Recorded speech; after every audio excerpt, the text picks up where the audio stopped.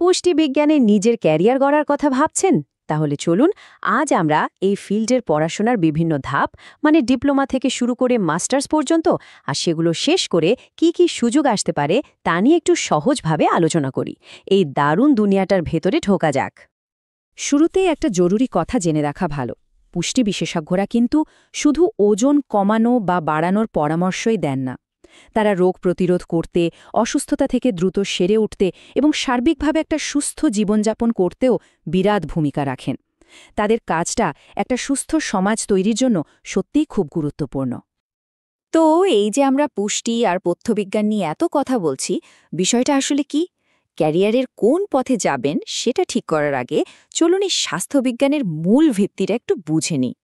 সহজ কথায় বলতে গেলে পুষ্টি ও পথ্যবিজ্ঞান হল স্বাস্থ্যবিজ্ঞানের সেই শাখা যা খাবার, তার মধ্যে থাকা পুষ্টি আর আমাদের শরীরের ওপর সেটার প্রভাব নিয়ে কাজ করে। মানে শুধু কি খাবো তাই নয়, বরং কেন খাবো আর সেই খাবারটা শরীরে গিয়ে ঠিক কি পরিবর্তন আনছে, সেই গভীর বিজ্ঞানটাই হল এর মূল কথা। আচ্ছা, এই ফিল্ডে ঢোকার সবচেয়ে প্রথম বা বেসিক ধাপটা কি হতে পারে? সেটা হলো ডিপ্লোমা। এটাকে বলতে পারেন ক্যারিয়ারের সিঁড়ির প্রথম ধাপ, যেটা মূলত হাতে কলমে কাজ শেখার ওপর জোর দেয়। ডিপ্লোমা প্রোগ্রামটা কেমন এক ঝলকে দেখে নিই। এটা সাধারণত 2 বছরের একটা কোর্স, আর তার সাথে থাকে প্রায় 3 থেকে 6 মাসের ইন্টার্নশিপ।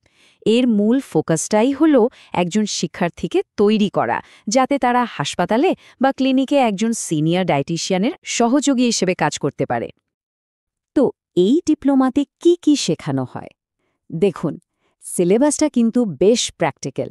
মানব পুষ্টির বেসিক ধারণা থেকে শুরু করে বিভিন্ন রোগের জন্য ডায়েট প্ল্যান করা, কমিউনিটির মানুষের পুষ্টি নিয়ে কাজ করা, এমনকি বড় আকারে খাবার পরিষেবা ম্যানেজ করার মতো বিষয়গুলো শেখানো হয়। ডিপ্লোমা করার পর সাধারণত কী ধরনের চাকরি পাওয়া যায়? মূলত নিউট্রিশন টেকনিশিয়ান বা ডায়েট অ্যাসিস্ট্যান্ট হিসেবে কাজ শুরু করা যায়।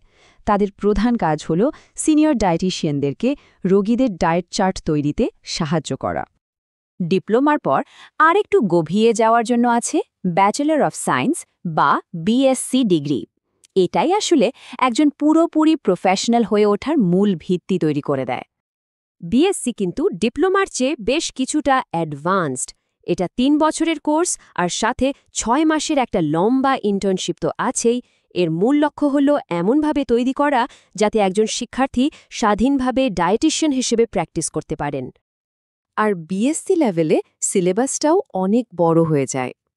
এখানে ক্লিনিক্যাল নিউট্রিশন, বায়োকেমিস্ট্রির মতো কঠিন বিষয়গুলোর পাশাপাশি স্পোর্টস নিউট্রিশন, জনস্বাস্থ্য বা ফুড সেফটির মতো বিশেষায়িত টপিকগুলোও চলে আসে। একটা বিএসসি ডিগ্রি হাতে থাকলে ক্যারিয়ারের দরজাও অনেকগুলো খুলে যায়। যেমন ধরুন, সরাসরি ডায়েটিশিয়ান বা নিউট্রিশনিস্ট হিসেবে কাজ করা যায়, এমনকি হেলথ কোচ হিসেবেও নিজের প্র্যাকটিস শুরু করা যায়।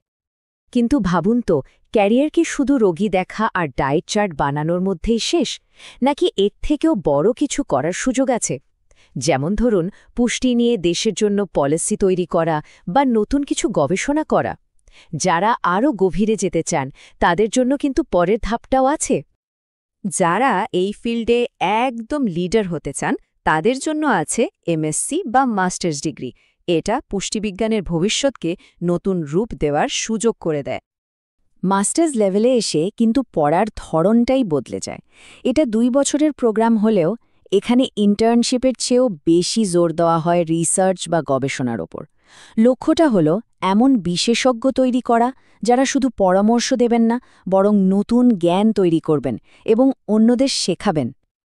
এমএসসি লেভেলের বিষয়গুলো দেখুন, বেশ হাই লেভেলের, যেমন medical nutrition therapy, nutrition policy. মানে এখানে শেখানো হয় কিভাবে বড় আকারে পুষ্টি নিয়ে পরিকল্পনা করতে হয়, আবার রিসার্চ কিভাবে করতে হয় সেটাও শেখানো হয়। আর মাস্টার্স করার পর যে পদগুলো পাওয়া যায় সেগুলো বেশ সিনিয়র লেভেলের, যেমন সিনিয়র ডায়েটিশিয়ান, রিসার্চ নিউট্রিশনিস্ট অথবা পাবলিক হেলথ নিউট্রিশন অফিসার। এই রোলগুলো থেকে পুরো পুষ্টিবিজ্ঞানের জগতে একটা বড় প্রভাব ফেলা সম্ভব। তো এতক্ষণ আমরা ডিপ্লোমা, বিএসসি আর এমএসসি এই 3টা পথ নিয়ে কথা বললাম। চলুন এবার সবগুলোকে পাশাপাশি রেখে একবারে দেখে নিই, যাতে নিজের জন্য সঠিক রাস্তাটা বেছে নিতে সুবিধা হয়। এই যে দেখুন, পুরো ব্যাপারটা এখন একদম পরিষ্কার। যদি কেউ তাড়াতাড়ি কাজ শুরু করতে চান, তার জন্য 2 বছরের ডিপ্লোমা একটা দারুণ অপশন। যদি স্বাধীনভাবে একজন প্রফেশনাল ডায়েটিশিয়ান হিসেবে প্র্যাকটিস করতে চান, তাহলে 3 বছরের বিএসসি ডিগ্রিটা জরুরি। আর যারা এই ফিল্ডে রিসার্চ বা পলিসি লেভেলের নেতৃত্ব দিতে চান, তাদের জন্য এমএসসি হলো সেরা পথ। তার মানে লেভেল যাই হোক না কেন, একটা ছোট ক্লিনিক থেকে শুরু করে দেশের জনস্বাস্থ্য, এই সব প্রফেশনালরাই কিন্তু একসাথে মিলে একটা সুস্থ পৃথিবী গড়ে তুলছেন। প্রত্যেকের অবদানই সমান গুরুত্বপূর্ণ। শেষে একটা ইন্টারেস্টিং প্রশ্ন রেখে যাই। বিজ্ঞান তো রোজ খাবার আর পুষ্টি নিয়ে নতুন নতুন জিনিস আবিষ্কার করছে। তো কি মনে হয়, ভবিষ্যতে এই নিউট্রিশন এক্সপার্টরা আর কি অবাক করা ভূমিকা নিতে পারেন আমাদের জীবনে? ভাবনার বিষয়, তাই না?